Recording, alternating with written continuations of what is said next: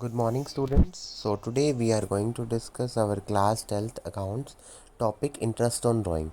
Earlier, we have discussed about the topic interest on drawing when the partner withdraw the unequal amount on different dates.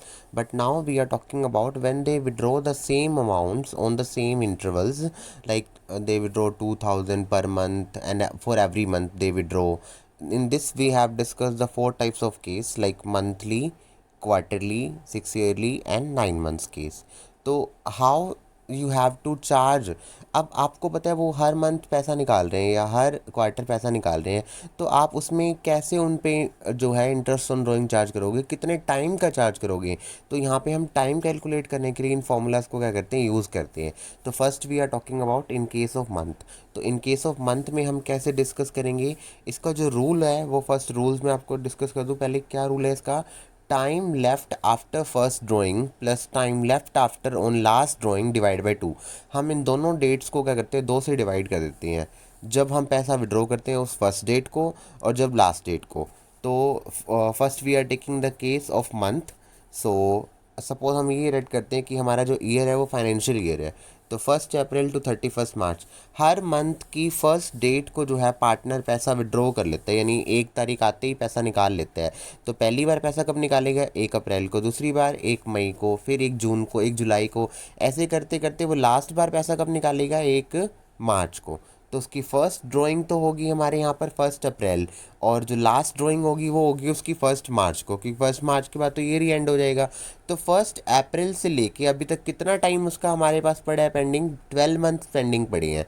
और 1 मार्च के बाद कितना time पड़ा है हमारे पास, 1 मंथ पड़ा है. तो 12 months plus 1 month divide by 2, तो कितने मंथ का चार्ज होगा, 6.5 मंथ का. तो क्या कैसे निकालना है, क्या फॉर्मूला है हमारा, time left after first drawing plus time left after last drawing divide by 2. So in case of middle, middle of the month में अब आप कैसे निकालोगे, मिडिल ऑफ द मंथ में वो हर महीने के मिडिल में पैसे निकालता है. तो मिडिल कब होता है, हर मंथ का 15 ऑफ डेट को होता है.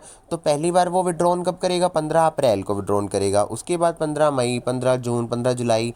तो हमें तो सिर्फ दो ही डेट्स देखनी होती है, एक तो फर्स्ट ड्राइंग की और एक लास्ट ड्राइंग की. तो उसकी फर्स्ट ड्राइंग कब होएगी, 15 अप्रैल को, और लास्ट ड्राइंग कब होएगी उसकी, 15 मार्च को.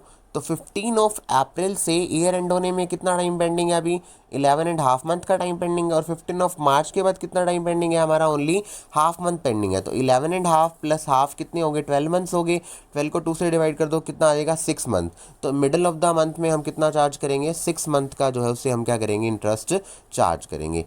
अगर वो एंडिंग ऑफ द मंथ निकालता है, तो एंडिंग ऑफ द मंथ मतलब हर महीने की लास्ट डेट को. तो ईयर एंड कब होता है, तो 30 को होता है, 31 को होता है.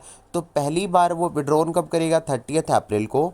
उसके बाद 30 अप्रैल, मई, जून, जुलाई ऐसे चलता रहेगा. तो उसकी लास्ट ड्राइंग कब आएगी, 31 मार्च को. 30 अप्रैल के बाद कितना टाइम पेंडिंग पड़ा है अभी, 11 मंथ्स पेंडिंग पड़े हैं. और 31 मार्च के बाद तो टाइम बचता ही नहीं, ईयर एंड हो गया, तो 0 मंथ.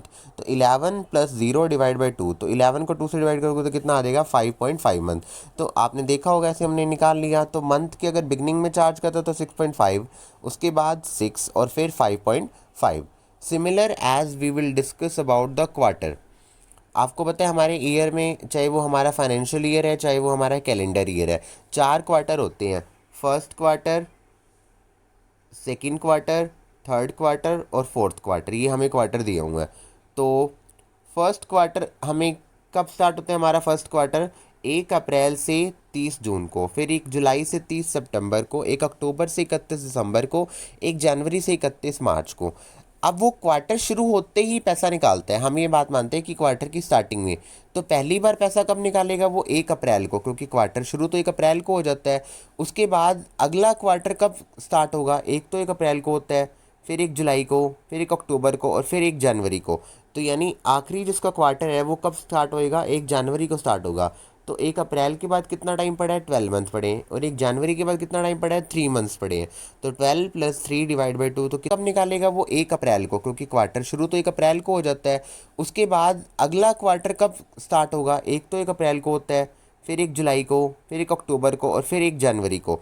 तो यानी आखिरी जिसका क्वार्टर है वो कब स्टार्ट होएगा, 1 जनवरी को स्टार्ट होगा. तो एक अप्रैल के बाद कितना टाइम पड़ा है, 12 मंथ पड़े हैं, और एक जनवरी के बाद कितना टाइम पड़ा है, 3 मंथ्स पड़े हैं। तो 12 + 3 डिवाइड बाई 2, तो कितने मंथ्स का चार्ज होगा बेटा, 7.5 मंथ्स का इंटरेस्ट चार्ज होगा। वैसे इनकी एक शॉर्ट ट्रिक्स है, वो मैं आपको लास्ट में डिस्कस करूंगा। तो 12 + 3 डिवाइड बाई 2, 7.5 मंथ्स होगा स्टार्टिंग के क्वार्टर में। अगर वो मिडिल में निकालते हैं, मिडिल में बच्चे कंफ्यूज हो जाते हैं, बड़े ध्यान से देखना मिडिल में। आप मुझे बताओ पहले क्वार्टर का मिडिल कब होगा, मंथ में तो हम इजीली बोल देते हैं कि 15 तारीख को महीना हो जाता है बीच में। अप्रैल से लेके 30 जून 3 महीने का पीरियड है, तो 1.5 महीने वाला जो होगा ना वो इसका मिडिल होगा। यानी पहले क्वार्टर का मिडिल कब बनेगा बेटा, 15 मई। ऐसे ही अगले का कब बनेगा, 15 अगस्त, फिर 15 सितंबर, और लास्ट वाला कब बनेगा, 15 फरवरी। तो पहली बार वो निकालेगा पैसे हमारे कब, 15 मई को, और लास्ट बार कब निकालेगा, 15 फरवरी को। तो 15 मई के बाद कितना टाइम बचता है हमारे पास, 10.5 महीने। 15 फरवरी के बाद कितना बचता है, 1.5 महीना। तो 10.5 + 1.5 डिवाइड बाई 2, कितने मंथ का चार्ज होगा उसका, 6 मंथ का इंटरेस्ट क्या होगा, चार्ज होगा। और at the end of the quarter की बात करें हम, तो एंड ऑफ द क्वार्टर में वो सबसे पहले कब वो करेगा, 30 जून को, और फिर लास्ट कब करेगा, 31 मार्च को। तो 30 जून के बाद कितना टाइम पड़ा है ईयर एंड होने में, 9 मंथ्स पड़े हैं। और 31 मार्च के बाद कितना पड़ा है, 0। तो 9 + 0 डिवाइड बाई 2, तो कितना चार्ज होगा, 4.5 मंथ का। तो क्वार्टर की एंडिंग में 7.5 का, क्वार्टर के मिडल में 6 मंथ का, क्वार्टर की एंडिंग में 4.5 मंथ्स का चार्ज होगा। Now move to our next. Now we are talking about 6 month. In cases में आपको ज़्यादा कन्फ्यूजन की जरूरत नहीं है। यहाँ पर 6 मंथ में ये मत समझना, यहाँ पर वो बोलेगा तो यही कि वो मंथली विड्रॉल करता है, लेकिन फॉर 6 मंथ ये बोलेगा आपको कि वो हर महीने 1000 रुपीज़ निकालता है। याद रखना अमाउंट की भी मल्टीप्लिकेशन करनी है आपने। आप ध्यान रखना क्वार्टर में तो आपको अमाउंट मल्टीप्लाई कराना है बेटा 4 से, ये बात ध्यान रखना। क्वार्टर में कितने से कराओगे, 4 से। मंथ में कितने से कराओगे, 12 से, क्योंकि 12 मंथ्स होते हैं, और साल में क्वार्टर कितने होते हैं, 4। अगर वो 1000 रुपये महीना निकाल रहा है तो इसके ईयर के हो जाएंगे 12,000, और अगर क्वार्टरली निकालता है तो 4 से करना है। 5,000 रुपये क्वार्टर निकालता है तो हर 4 क्वार्टर होते हैं, तो 4 के अकॉर्डिंग कितने हो जाएंगे, 20,000 रुपये हो जाएंगे हमारे। 6 मंथ में मान लो 2,000 रुपये पर मंथ निकालता है फॉर 6 मंथ, तो 2000 × 6। तो पहले तो आपको अमाउंट निकालना है, अमाउंट हमारा हो जाएगा 12,000 रुपये। अब उसके बाद आप टाइम देखोगे। इन केस में आपको टाइम में ज़्यादा प्रॉब्लम नहीं आएगी। आप सीधा क्या करोगे, 6 + 1 डिवाइड बाई 2, कि स्टार्टिंग का तो आपका 6 मंथ के पूरे पड़े हैं आप, क्योंकि स्टार्टिंग में निकालोगे तो आपको पूरा 6 मंथ के अकॉर्डिंग ही वो करना पड़ेगा।